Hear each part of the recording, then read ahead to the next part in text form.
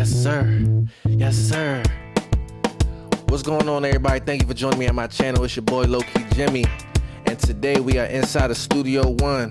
And we're going to do a full mix breakdown of what I did. I did a nice little Neptunes type rock type rap type beat inside of Studio One. So without further ado, I'm going to play these drums for you first. We're going to get straight into it. So this is my drum folder right here. So these are all of my tracks that I have inside of my folder. I probably should have labeled these, but they some symbols and stuff like that. So I'm gonna play the drums for you first to hear that. So we got the drums going through a bus over here. So this is my drum bus. I put the Cymatics Diablo plugin on there. The punch is up to 45. Clip is up to 38. Get it hitting nice. And the way you get your drums hitting inside of Studio One is gain stage everything down and then mix off of your kick. So I mix off of my kick because my kick is going to be the element that's really hitting inside of this song. Most of my songs, all of the songs really. So we actually have 3 kicks hitting at around the same times. We got the main kick right here, this backing kick, and then we got the acoustic kick as well. We got all the acoustic drums hitting at being sent to, all of the drums is being sent to this reverb bus that a lot of other instruments are also being sent to, and the drum bus is being sent to. So we got a lot of processing as far as the drums go. So y'all heard the drums, and if you guys want me to make a tutorial on how to get your drums to hit inside of Studio One, the best mixing for Studio One drums, let me know in the comments below. We can definitely get that popping easy for you guys. So we're going to close that drum folder, and now we're going to come to the bass folder. So we got 2 different variations of the bass that we did inside of Native Instruments Machine. This bass is going to sound like this. It starts the song off. So we got the bass going to a bass bus. So from over here, boom, no processing on it. But when we got it to this bus, we did take some highs out. And this is a cool plugin from Slate Audio. I just put the bass face amp on it, and I left the preset alone. It did sound cool. This is what the bass sounded like by itself. Took them highs out.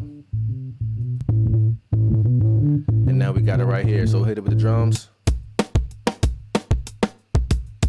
Okay.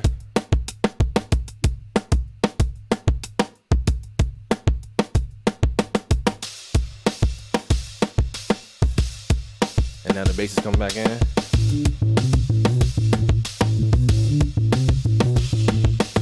Okay, so if you guys notice, the drum bus and the bass bus right here, they're both in mono. I don't always mix my drums in mono. Put my drums in mono, but lately I've been doing so because it's been coming off cleaner. The drums has just been hitting a lot cleaner when I put it in mono. Now for my bass bus, I've been putting my bass bus in mono for a couple years now, or maybe definitely a couple years now. The bass bus in mono is kind of a go-to. I kind of don't mix any of my basses in stereo anymore. It just sounds good. I ain't even gonna hold you. So that's about it for the processing on the drum bus and the bass bus. So usually I do put a compressor right here on this bass bus. I didn't do it today because it sounds good. I don't need to compress any of those frequencies. So for my instrument folder right here, we'll solo that. So I got a couple guitars going. This is a guitar heavy song. So let's go to this guitar riff right here.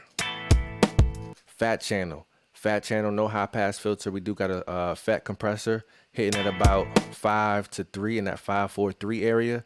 And then we got an EQ. We're just boosting some of the highs around 2K and then some of the highs around 5K as well. We do got a dip at 200 hertz, and then we taking off some of them lows and throw a limiter on there. Fat channel is the best plugin inside of Studio One. When you mixing, you don't have to bring in a whole bunch of other plugins. The only other thing I brought in was a stereo imager.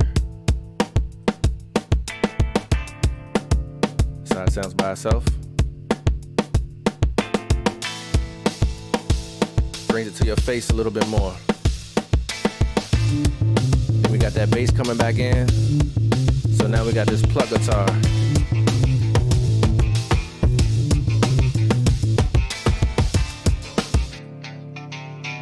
So with this plug guitar comes in, we got the fat channel again, same type of settings. Everything's hitting around the same. But with this stereo image, I pushed it to the right a little bit, and then also on the track so we can make some space. So let's listen.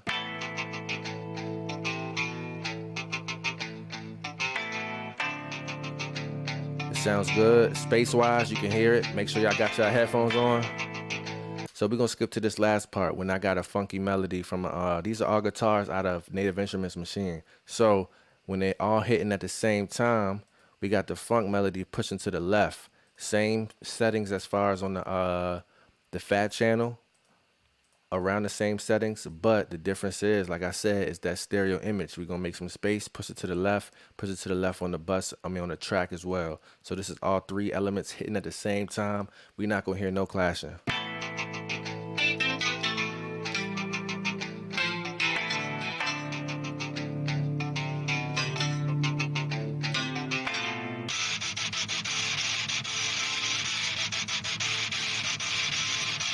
So on that chorus right here, we at the chorus now. So same settings on the guitar with fat channel, but now this time the rock guitar is gonna be in the middle. That whole stereo image right there. We got that in the middle, and then the second part of the chorus when we bring in that rock melody.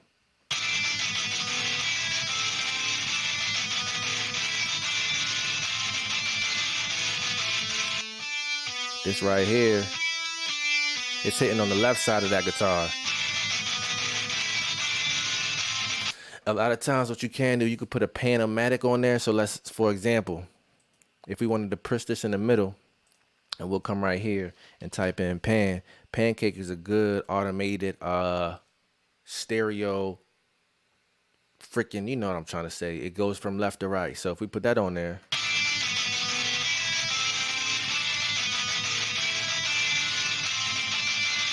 And I'm gonna leave that on there. I like that like that. So when I put a pancake on there, I bring it back to the front and just push it up. I just want it in the front, and then it's gonna go through the left to right.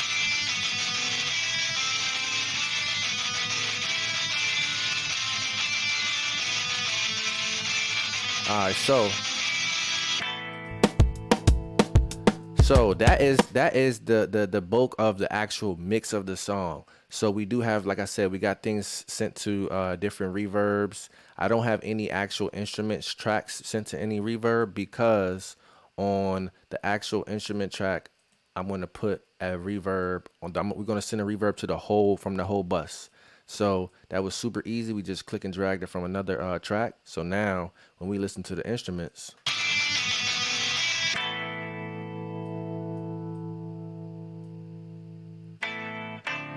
And I'm gonna teach y'all some. If you guys want to add a reverb from any plugin or any reverb at all, let's go to Luscious Liquid. We're gonna put it in. You can just literally click and drag it. It's gonna create a bus for you automatically. So if you want to create a bus, we got that reverb sent right here. So we just click and drag it. So now let's listen.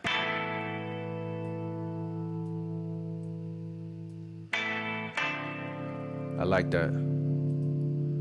Okay, let's listen all together.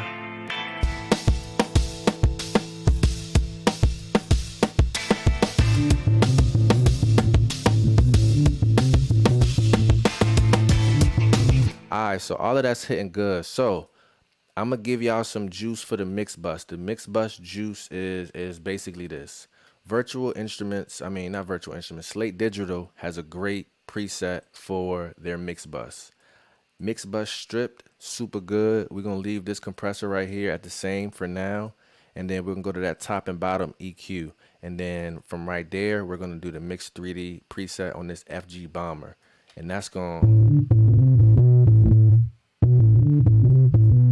that accompanied with the multi-band dynamic compressor from Fab Filter. Dynamic Goodness is the preset that I love. Dynamic Goodness goes on all my big mix buses. I think I found that from The Count. The Count uses that. And this SSL compressor. So on the mastering preset, does the job. And then I put an L1 compressor on there to just kind of level everything out. So let's go ahead and listen. That's pretty much it as far as mixing goes. We can get a lot crazier, but for a solid mix, those are the components you need. So we can go over one more time.